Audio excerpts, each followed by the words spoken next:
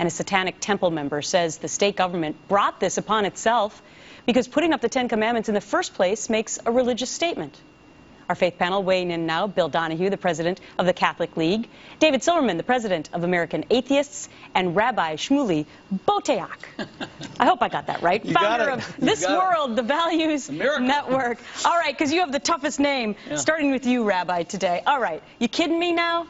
Are we making a mockery of everything with regard to Christianity in this society? Now we're going to have a satanic monument next to the Ten Commandments? Really? Well, if they can find one satanic worshiper among the Founding Fathers, maybe Benedict Arnold and Aaron Burr perhaps, then that can be traced back to some American heritage. But let's be absolutely emphatic. This is ridiculous. It's not just that it's a mockery. It actually demeans America. America is exceptional because of its values. Now we're going to start worshiping Satan. What are we going to do? Slaughter goats and drink their blood in public?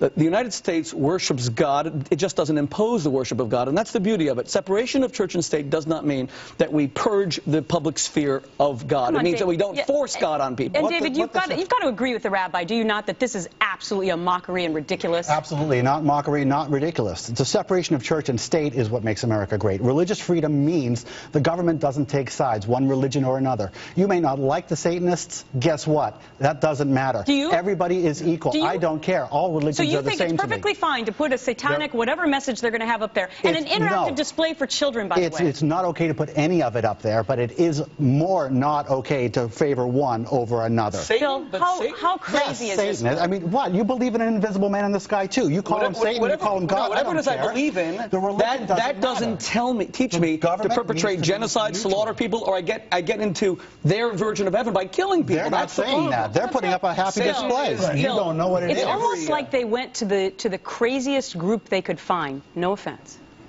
To find somebody to go up against the Ten Commandments. I mean, is this how PC we've gotten in our society? Really? Well, it's also how evil we've gotten. I mean, the fact of the matter is the Ten Commandments is an historical monument to our Judeo-Christian heritage. We are not based on Satanism in this country. Now, if they want to have their little monument, the First Amendment is conditioned on time, place, and manner. It's the wrong time, it's the wrong place. What's the right time and the right place? Maybe in July sometime, I don't know, but certainly not at this time of the year. Do they have to worry about your holidays? No, quite frankly, this country was not based on Satan. Now, you may be mistaken on that. I mean, you may have your own private belief on that. That doesn't matter what this country was based on. It does. No, listen, they can have it. I'm sorry to double team you, but here's the point. Go ahead, double team me. You're getting desperate. This is the problem. It's one thing to say, you know, we oppose the imposition of the Ten Commandments, and you take a rational point of view. Which we do. And we let the courts sort it out. That's the beauty of a democracy.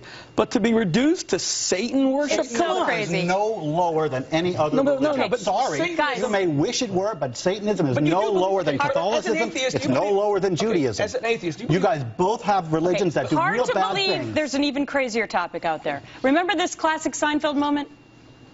3 Christmases ago, I went to buy a doll for my son. I reached for the last one they had, but so did another man. As I rained blows upon him, I realized there had to be another way. What happened to the doll? It was destroyed.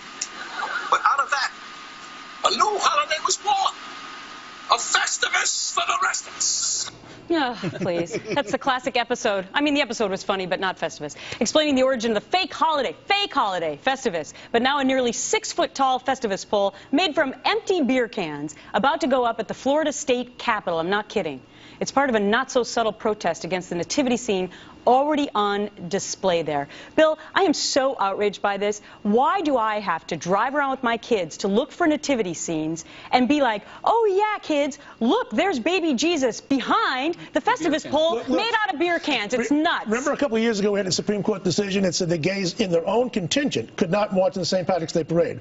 Okay, leaving aside the private segment of it, we don't want to have the Klan out there on Martin Luther King Day with their monuments right next to a bust of Martin Luther King. We don't want to have neo-Nazis out there to stick at the Jews on Yom Kippur. And we shouldn't have people out there ready to thrash Christianity, given that proximity. Let them do it some of the time and some of the place. Well, look, I don't want to be extreme here. I'm not going to compare the atheists to the Klan or to neo-Nazis. They're not that. But I will say that I have no problem if atheists want to have a rational display and they want to argue for logic in America and they think that religion is going overboard, and because I think that faith has to be balanced with reason. But why is it always something so extreme, like beer cans? By By the way, I like the beer cans idea. I wish we had it in this. But my point, Rabbi, my point is, David, I'm asking you throw them out in the garbage. David, why is it always on December 25th or in and around Christmas? Because if you did it in July, nobody would care. Because the season doesn't belong to Christianity. The season belongs to everybody. 80% of America. That doesn't matter. Fine, but why Christianity? Wait a minute. Christianity stole the season from the solstice. Stole the season? Sorry. You don't even believe that. You don't even believe that. Jeremiah 10. Don't deck a tree of gold. Now all of a sudden, an atheist is going to cite the Bible I can to me? cite it better than you. I can prove it to you. Yes, I can. No, I think you could quote. If you quoted from Satan, I think you'd be more I read the Bible. Well, you know what? Let me state this. No, wait. That's a new headline for me. That somehow the Christians stole Christmas from the atheists. I don't get it. Absolutely, they did. And let me make this point, and then I'll shut up. There is no wrong way to celebrate the season. It belongs to all of us. You want to do it with religion? I say it's much better without religion. Dump the church. You don't like it anyway. Happy Festivus for all of us. It's a fake holiday, guys. I gotta wrap it there. All holidays are man-made. All of them. I don't quote from Satan, but you have to quote from the Bible. Well, you guys continue. I gotta go because I got another huge story coming up. Volunteer firefighters could incur a lot of hurt because of Obamacare.